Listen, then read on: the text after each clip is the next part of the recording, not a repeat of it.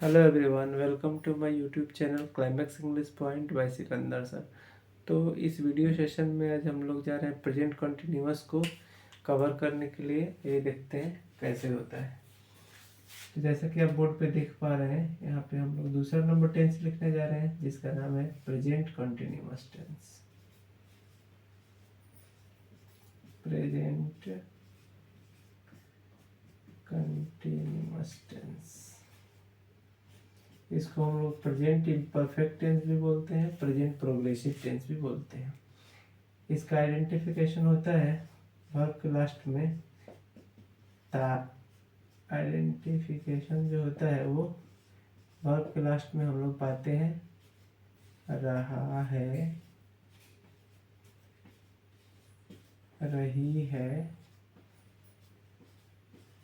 रहे हैं। इसका स्ट्रक्चर होगा, सबसे पहले हम लोग सब्जेक्ट लिखेंगे, उसके बाद एम या इज या आर का यूज़ करेंगे, फिर वर्ब के चौथे रूप का यूज़ करेंगे मतलब आईएनजी फॉर्म, फिर ऑब्जेक्ट। इंट्रोगेटिव बनाने के लिए सबसे पहले हेल्पिंग वर्ब को बाहर लिखा जाएगा, तो एम इज आर हो जाएगा सबसे पहले। उसके बाद हम लोग सब्जेक्ट लिखेंगे, फिर वर्ब के चौथे रूप को, और फिर ऑब्जेक्ट को और क्वेश्चन मार्क देंगे। इसका निगेटिव बनाएंगे तो सबसे पहले सब्जेक्ट लिखना है, उसके बाद हेल्पिंग वर्ब जो है वो एम इज और आर का यूज़ करना है, फिर नॉट का यूज़ करना है, वर्ब के चौथे रूप का, और फिर ऑब्जेक्ट का यूज़ करना है, फुल स्टॉप। इंट्रोगेटिव निगेटिव बनाने के लिए सबसे पहले हेल्पिंग वर्ब लिखेंगे एम इज आर, उसके बाद सब्जेक्ट का यूज़ करेंगे, नहीं के लिए नॉट का भी यूज़ करेंगे, वर्ब के चौथे रूप को और ऑब्जेक्ट के लिए। और कोई इंट्रोगेटिव एडवर्ब जैसे लगाना है वाई व्हेन, उसके बाद एम इज आर, एम या इज या आर, फिर सब्जेक्ट का यूज़ करना है, फिर वर्ब के चौथे रूप का यूज़ करना है, और फिर ऑब्जेक्ट का यूज़ करना है। आई के साथ आपको पता है कि एम लगाया जाता है, नहीं पता हो तो यहाँ से जान लें। ही, सी, इट, और जितने भी सिंगुलर सब्जेक्ट होंगे, मतलब सिंगुलर मतलब एक, उसके साथ आप इज का यूज करेंगे, और वी, यू, दे, और जितने भी प्लूरल होंगे मतलब एक से अधिक, उसके साथ आप आर का यूज करेंगे। तो आइए एक सेंटेंस लेते हैं इस पे डिपेंडिंग। हाँ, कुछ ऐसे वर्ब हैं जिसके अंत में रहा है नहीं भी पाया जाए, जैसे सोना, बैठना, खड़ा होना, टंगना या लटकना, दोनों एक ही चीज है। टंगना बोलिए या लटकना बोलिए।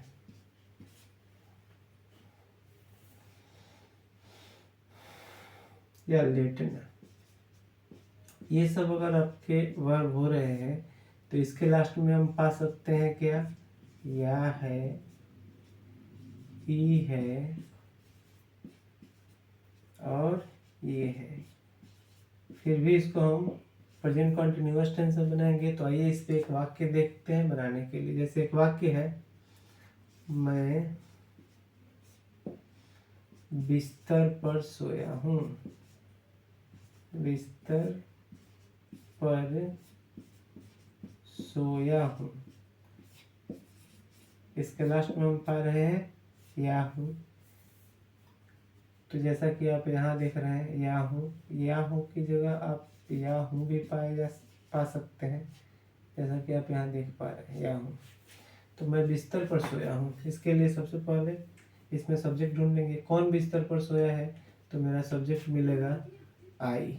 आप लिखेंगे यहाँ से आई के साथ फिर अपोजिट डायरेक्शन में आप बढ़ना शुरू करेंगे। हूँ के लिए यहाँ पे इंग्लिश लिखेंगे आप एम। और सोने का काम जैसा कि जारी है, सोने का काम जारी है, तो इसीलिए आईएनजी फॉर्म का यूज करना है। तो देखेंगे स्लीप का मतलब होता है सोना, तो आप इसका यूज करेंगे, आईएनजी इसमें डालेंगे। आई एम स्लीपिंग, सो रहा, सोया हूँ मतलब सो रहा हूँ। और फिर पर का इंग्लिश यहाँ पे ऑन का यूज करेंगे। अब बिस्तर का अंग्रेजी होगा द बेड। तो आप देख पा रहे हैं कि यहाँ पे लिखा हुआ है मैं बिस्तर पर सोया हूँ। वैसे आइडेंटिफिकेशन देखा जाए तो या हूँ मतलब प्रेजेंट परफेक्ट टेंस, लेकिन यहाँ पे वाक्य के सेंस को समझते हुए हम प्रेजेंट कंटिन्यूअस का यूज करेंगे, I am sleeping on the bed. चलिए दूसरा वाक्य लेते हैं, बैठना। जैसे वह कुर्सी पर बैठा है। यहाँ पे भी बैठने का काम जारी है। और लास्ट में आप देख पा रहे हैं आकार और है, इसको हम आ है भी बोल सकते हैं। यहाँ भी बैठना है तो बैठने का काम जारी है, इसलिए इस टेंस का यूज करेंगे। वह का लिखेंगे ही और फिर उल्टा आएंगे, है लिखा हुआ है तो इज लेंगे। बैठना का अंग्रेजी सीट होता है, SIT। चूंकि यहाँ पे कॉन्सोनेंट है और जस्ट पहले वॉवल है, इसीलिए टी को हम डबल करेंगे और फिर ING का यूज करेंगे, सिटिंग। और पर का इंग्लिश ऑन और इन भी होता है। अगर आप आर्म चेयर पे बैठे हैं तो इन लगाएंगे, और विदाउट आर्म बैठे हैं चेयर पे तो ऑन लगाएंगे। तो यहाँ पे क्लियर नहीं है पर, इसलिए हम ऑन का भी यूज कर सकते हैं, ऑन। और किसी खास कुर्सी पे बैठे हैं तो द चेयर। तो आपका वाक्य बना वह कुर्सी पर बैठा है, तो वाक्य आपका हुआ he is sitting on the chair. अब नेक्स्ट वाक्य लेते हैं, खड़ा होना। जैसे वे लोग सड़क पर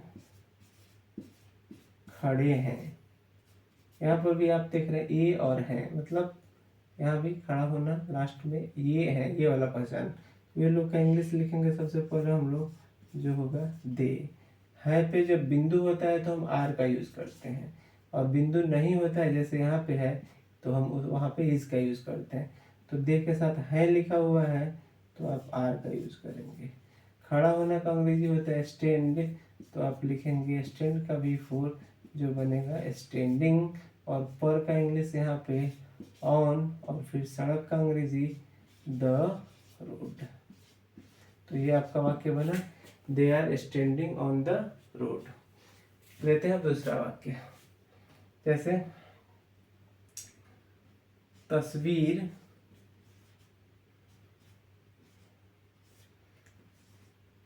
दीवार पर टंगी है। दीवार पर टंगी है।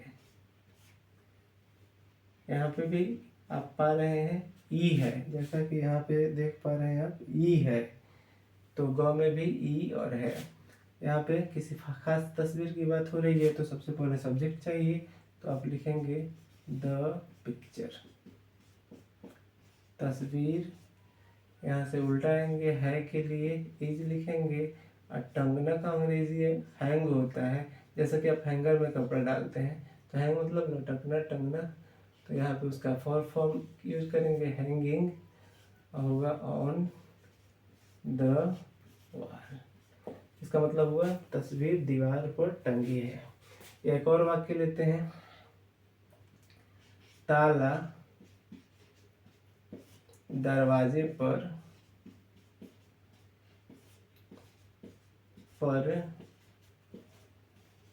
लटका है। लटका है मतलब लटक रहा है, टंगी है मतलब टंग रहा है, खड़ा है मतलब खड़ा रहा है मतलब खड़ा है, बैठा है मतलब बैठा रहा है मतलब कंटिन्यू है काम, सोया है मतलब सो रहा है। तो इस तरह से हम देखेंगे ताला का अंग्रेजी, किसी खास ताला के बारे में बात कर रहे हैं तो द का यूज करेंगे, द लॉक।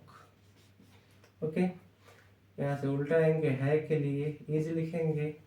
और लटकना का अंग्रेजी होता है हैंग। टंगना लटकना एक ही चीज है, तो हैंग में हम जोड़ेंगे ING, हैंगिंग। और फिर एट द डोर। तो आपने देखा आपका वाक्य बना, the lock is hanging at the door. ताला दरवाजे पे खड़ी है। नेक्स्ट वाक्य लेते हैं हम लोग, लेटना। जैसे वह